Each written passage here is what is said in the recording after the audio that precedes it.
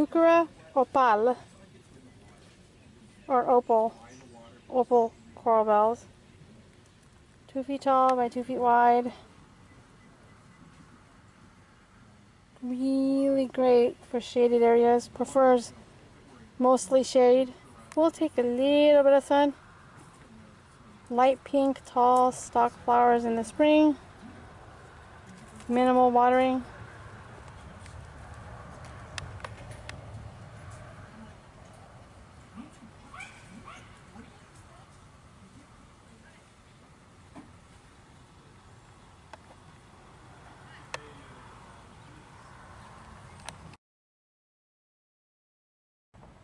Juncus patens, California Gray Rush. This one gets about 3 feet tall by about 2 feet wide. Long brown flowers that are not really worth hemming and hawing over. Now what's nice about this particular plant is that it takes full sun to full shade, and it can tolerate being in 6 inches of standing water. So you could plant this by a dry creek bed or not. Give it very little water or a shitload of water and it will still do fine.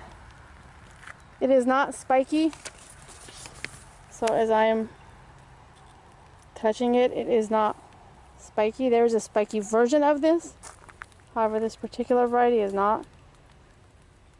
And it's actually really gorgeous ornamental grass if you're looking for an ornamental grass to put in your yard.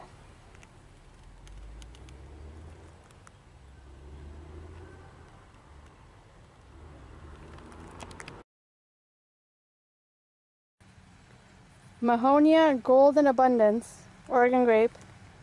This beautiful plant gets 8 feet tall by 8 feet wide, maybe slightly less.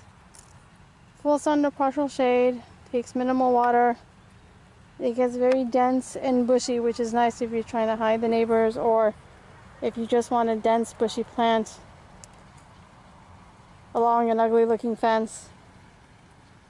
Yellow flowers in the spring that are absolutely beautiful. Now, it has deep purple berries which are not edible to humans, but the birds will eat them. Again, this is a beautiful plant if you've got a blank slate wall and you don't want to paint the wall yet, you want something pretty to look at as opposed to just the wall. The leaves, as you can see, are serrated. They're ever so slightly prickly, which also would be nice if you want to keep critters out, or if there's actual humans you want to keep out of your garden.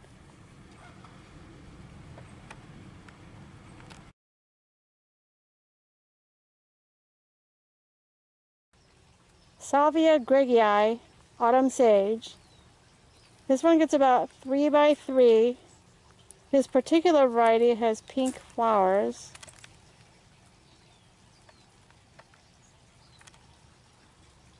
It does have a somewhat of a mild sage fragrance to it, and it is gorgeous if you want color in your landscape. And this blooms most of the year.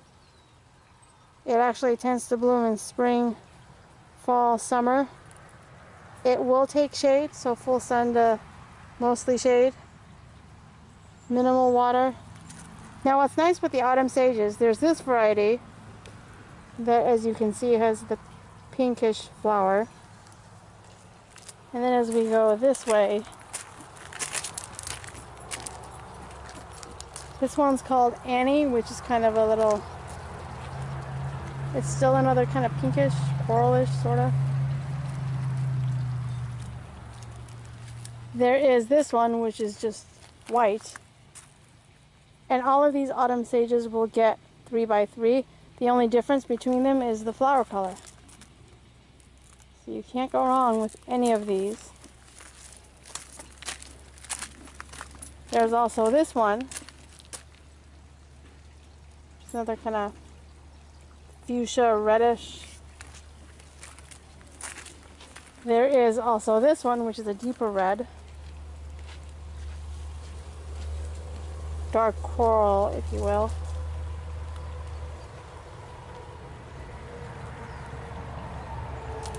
And then finally, last but not least, there's kind of a salmon color here.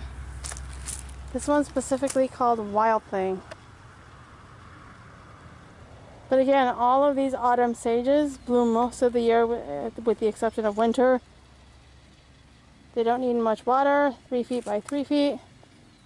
And you can mix and match your flower colors depending on what style and what choices you want.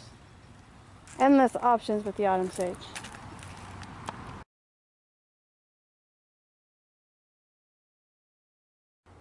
Trichostema linatum, woolly blue curls.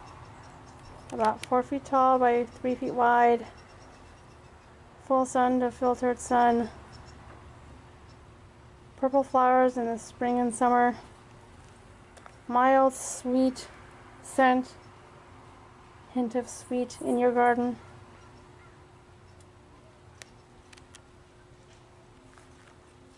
The Native Americans did use this medicinally. They also used it for fishing. I'm told they also used it for fishing, if you heard in the background.